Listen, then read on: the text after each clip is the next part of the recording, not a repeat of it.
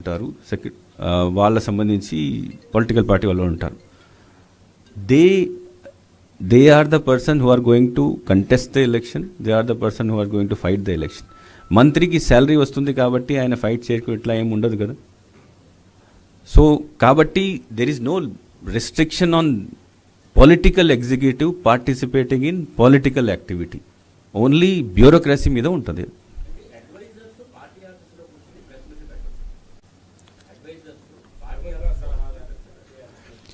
As I said, I am not going into the terminology advisor. I am say political executive.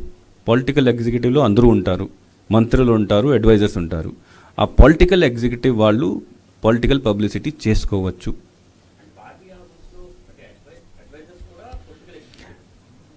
అంటే what do you want to say? Adviser is వాళ్ళకి అందరికీ మంత్రి సమానంగా అధికారాలు ఉంటాయి, మంత్రి పదవి కూడా ఉంటుంది.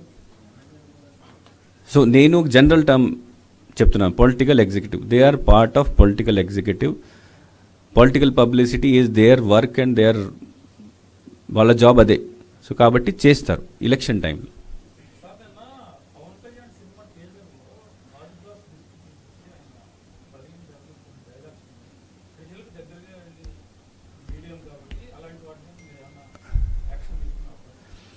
అంటే if any I have not seen it, కాబట్టి నేను దీనిపైన కమెంట్ చేయలేను. కానీ ఆ గ్లాస్ చూపించుకొని దీని ద్వారా పబ్లిసిటీ చేస్తే పొలిటికల్ అడ్వర్టైజ్మెంట్ కింద వస్తుంది. పొలిటికల్ అడ్వర్టైజ్మెంట్ చేసుకోవచ్చు, దర్ ఇస్ నో బ్యాన్ ఏం లేదు. కానీ పొలిటికల్ అడ్వర్టైజ్మెంట్ చేయాలంటే ముందు పర్మిషన్ తీసుకోవాలి. సో ఐఎమ్ నాట్ అవేర్, అది నేను చూడలేదు. చూసిన తర్వాత if it is a political advertisement, అప్పుడు we will issue them a notice to apply for pre-certification of that.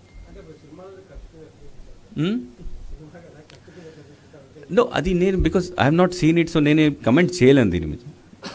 But anything which political ga ekkadaina emaina appeal unte, that will be considered as political advertisement. In what form he has done it, ఇది చూసిన తర్వాతనే తెలుస్తుంది.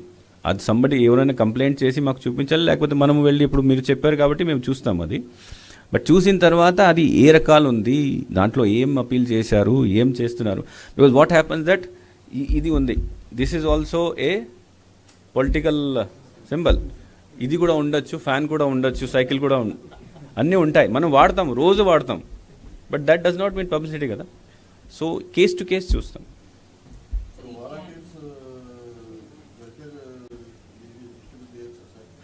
అంటే ఆ issue ECI దృష్టిలో ఉన్నది, complaint వెళ్ళింది.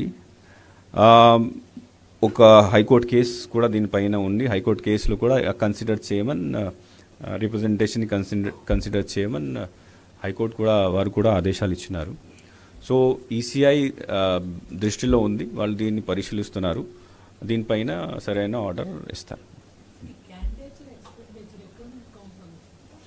అంటే క్యాండిడేట్ ఎక్స్పెండిచర్ని ఇప్పటి నుంచి కౌంట్ చేయలేము, because they have not even filed, nomination కూడా ఫైల్ చేయలేదు.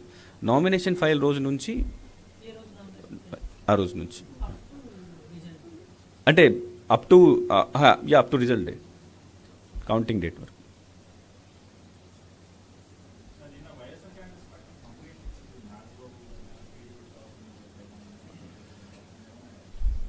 అంటే వైఎస్ఆర్ కాదు, ఎవరైనా కంప్లైంట్ ఇస్తే general we send it to the concern person for immediate enquiry. కొన్ని మనమే ఎక్కడైనా మనము వెరిఫై చేయగలిగితే ఒక డిసిషన్కి వచ్చేసి నోటీస్ ఇస్తాము, కొన్ని కింద లెవెల్ ఆఫీసర్కి పంపిస్తాము. సో నిన్న వచ్చినాయి, ఇంతకుముందు కూడా వచ్చినాయి, బోత్ పార్టీస్ నుంచి వస్తున్నాయి.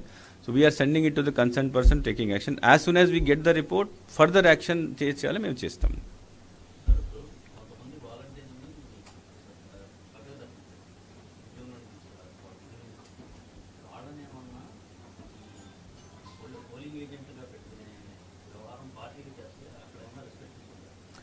అంటే ప్రస్తుతం ఎలక్షన్ కమిషన్ ఇన్స్ట్రక్షన్ అంటే ఉన్న వాలంటీర్ని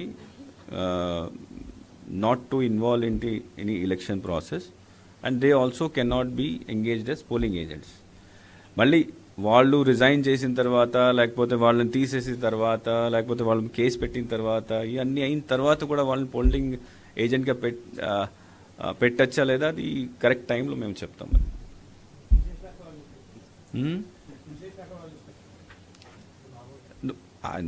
no comments on that thing, but ఇట్లాంటి ఇష్యూ భవిష్యత్తులో వస్తుంది, బిఫోర్ టైం ఉంది కదా పోలింగ్కి. So we will take appropriate టైంలో డిసిషన్ తీసుకుంటాం.